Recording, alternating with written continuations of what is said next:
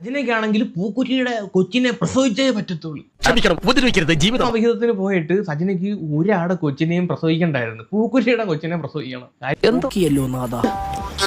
പൈസ ഉണ്ട്. പൂക്കുറ്റിയുടെ പണം കണ്ടിട്ട് എന്ന് പറയുന്നുണ്ട്. പണത്തിന് വേണ്ടി എന്തോ ചേറ്റ പരിപാടി. എന്നോട് വിളിച്ചോടിയപ്പോഴത്തേക്ക് ഞാൻ പണം കണ്ടു തന്നെയാണ് ഞാൻ ജീവിക്കുന്നത്.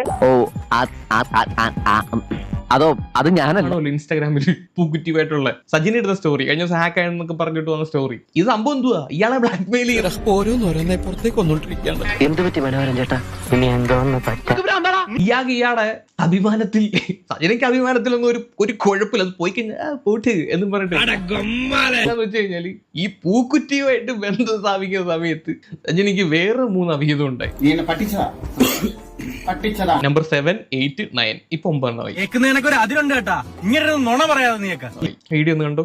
ഇനി വേറൊരു ആളുമായിട്ട് എനിക്ക് ജീവിതം ഇല്ല എന്ന് ഇവള് പറയുമ്പോഴും പാരലായിട്ട് ഒരു 1-2 പേരുമായിട്ട് ഇവള് കണക്ഷൻ ഉള്ളതിൻ്റെ തെളിവ്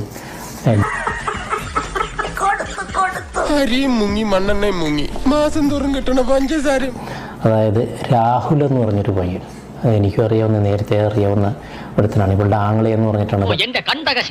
ഞാൻ ഇവളുടെ ഒരു ഫ്രണ്ടിൻ്റെ വീട്ടിലേക്ക് ഇവനെ കൊണ്ടുപോവുകയും ലാസ്റ്റ് അവനുമായിട്ട് ബെഡ് ഷെയർ ചെയ്തത് ആ വീട്ടുകാർ അത് കണ്ടുപിടിക്കുകയും അങ്ങനെ ഇവള് കരഞ്ഞ് കാലി പിടിച്ച് അത് പറ്റിപ്പോയതാന്നൊക്കെ പറഞ്ഞു. വേറെ ആരെങ്കിലും ഉണ്ടാവും എന്റെ കർത്ത. പിന്നെ കിളിമാനൂരുള്ള ഒരു സിദ്ദീഖ്, ഒരു കഴിവതും